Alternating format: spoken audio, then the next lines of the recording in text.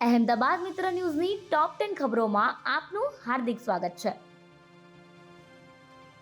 ઊંઘમાં જ યુવકની હત્યા. અજાણ્યા શખ્સે બહેનની સામે જ હત્યાના ઘા માર્યા.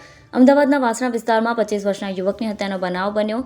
યુવક સૂતો હતો ત્યારે રાતના 2:30 વાગે 23મી માર્ચે અજાણ્યા શખ્સે તીક્ષ્ણ હથિયાર મારી હત્યા કરી. યુવકની બહેનની સામે હત્યા કરી હોવાનું સામે આવી રહ્યું છે.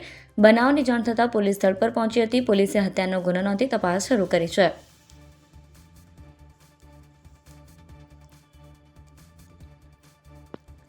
પીએનજી ગેસ લાઇન નાખવા માટે 3 ગેસ એજન્સીઓને રોડ ખોદવા માટેની મંજૂરી આપવામાં આવી.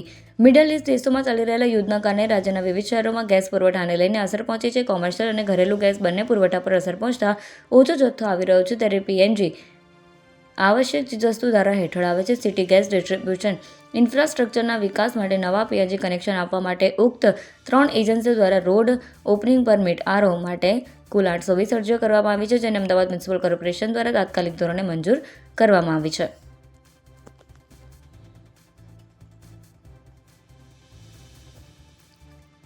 અરવલ્લી પોલીસ સામે આરોપીઓનો ટોર્ચર ગંભીર આક્ષેપ. અરવલ્લીના મેઘરજ પોલીસ મથકે ગત ફેબ્રુઆરી મહિનામાં આરોપી ધર્મેશ પટેલ અને વિનોદ પારગી સામે પોલીસ ફરિયાદ નોંધાઈ હતી, જેઓએ ગુજરાત હાઈકોર્ટમાં જમે અરજી દાખલ કરી હતી. આરોપીઓ પર આક્ષેપ છે કે આરોપીઓએ પોતાના ખેતરમાં પાકને પશુઓથી બચાવવા માટે ખેતર ફરતે કરેલી લોખંડની ફેન્સિંગમાં વીજ કરંટ ચાલુ રાખતા તેમાં 21 વર્ષીય યુવક કિરણને કરંટ લાગતા તેનું મૃત્યુ નીપજ્યું હતું.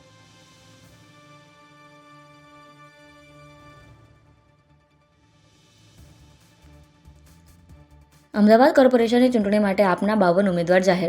સ્થાનિક સ્વરાજ્યની ચૂંટણીની જાહેરાત થાય તે પહેલાં જ આમ આદમી પાર્ટીએ ચૂંટણીને લઈને તૈયારીઓ શરૂ કરી દીધી છે. આમ આદમી પાર્ટી દ્વારા પ્રદેશ સંગઠનના નેતાઓ સાથેની બેઠક બાદ ચૂંટણી જાહેર થાય તે પહેલાં જ ઉમેદવારોની જાહેરાત કરી દીધી છે. તમામ બેઠક પર ઉમેદવારો ઉતારવાની જાહેરાત બાદ આમ આદમી પાર્ટીએ 460થી વધુ ઉમેદવારોનું પ્રથમ લિસ્ટ જાહેર કર્યું છે. તાલુકા પંચાયત, જિલ્લા પંચાયત અને નગરપાલિકા અને મહાનગરપાલિકાની બેઠકો પર ઉમેદવારોનું લિસ્ટ જાહેર કર્યું છે. બાપ બેટાની રાજનીતિ વચ્ચે સામાન્ય લોકોને જ ટિકિટ આપી હોવાનો પ્રદેશ પ્રમુખે દાવો કર્યો છે.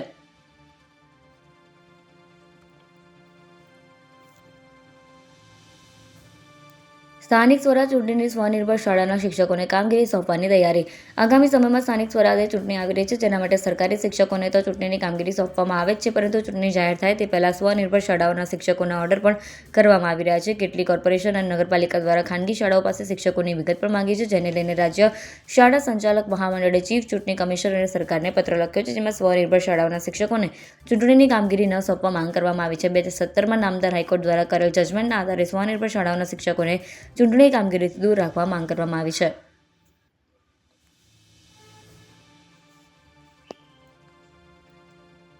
પીરાણા સહિત અલગ અલગ જગ્યાના કટ બંધ કરવાથી ટ્રાફિક થતો ઘટ્યો.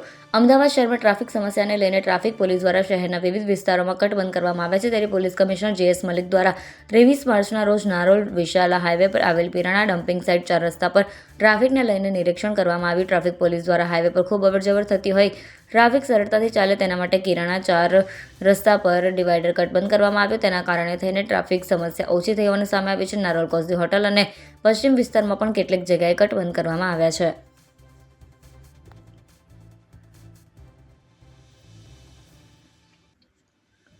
એનડીપીએસના આરોપીને 12 વર્ષની કેદ. અમદાવાદના ડીસીપી પોલીસ મથકે માર્ચ 2024માં બાપુનગરના આરોપી સલીમ શેખ અને ડુંગરપુરના એક આરોપી ભરત સામે એનડીપીએસ એક્ટ અંતર્ગત પોલીસ ફરિયાદ નોંધાઈ હતી. ડુંગરપુરના આરોપી ફરાર છે, ત્યારે આરોપી સલીમ શેખ સામે અમદાવાદ સિટી સેશન્સ કોર્ટ ખાતે આવેલી એનડીપીએસની વિશેષ અદાલતમાં કેસ ચાલી જતા જજ વીબી રાજપૂતે સરકારી વકીલ દિલીપસિંહ એમ ઠાકોરની દલીલો, શાહેદો અને પુરાવા તપાસીને આરોપીને 12 વર્ષની કેદની સજા ફટકારી છે.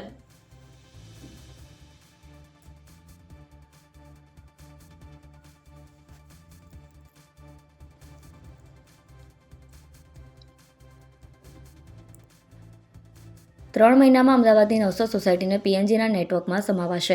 રાજ્ય સરકારના નિર્ણય અનુસાર આગામી 3 મહિનામાં અમદાવાદની 900 સોસાયટીઓને PNG piped natural gas network હેઠળ આવરી લેવામાં આવશે, જેનાથી હજારો પરિવારોને રાંધણ ગેસની સીધી સુવિધા મળશે. આ સાથે જ ઔદ્યોગિક અને વેપારિક ક્ષેત્રને પ્રોત્સાહન આપવા માટે કોમર્શિયલ એલપીજીની ફાળવણી 10%થી વધારીને 25% કરવાનો નિર્ણય કરાયો છે.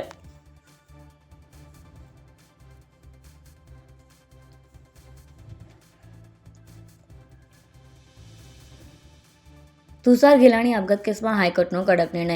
સુરતના ઉમરા પોલીસ મથકે ફેબ્રુઆરી મહિનામાં આરોપી પૂનમ ભદૌરિયા સામે સુરતના બિલ્ડર તુષાર ગેલાણીની પુત્રી તન્વી ગેલાણીએ તેના પિતાને આત્મહત્યાની દુષ્પ્રેરણા આપવાની ફરિયાદ નોંધાવી હતી. જે ફરિયાદને રદ કરવા પૂનમ ભદૌરિયાએ ગુજરાત હાઈકોર્ટમાં અરજી દાખલ કરી હતી, જેને કોર્ટે નકારી નાખી. પૂનમ ભદૌરિયા ઉપર આક્ષેપ છે કે તેને ફરિયાદીના પિતા તુષાર ગેલાણીને હેરાન પરેશાન કરતી હતી અને બદનામ કરી નાખવાની ધમકી આપતી હતી. તેને બિલ્ડર પાસેથી તેના પૈસા અને મિલકતો પડાવી લેવા માટે તેને હેરાન કરીને આત્મહત્યાની દુષ્પ્રેરણા આપી હતી.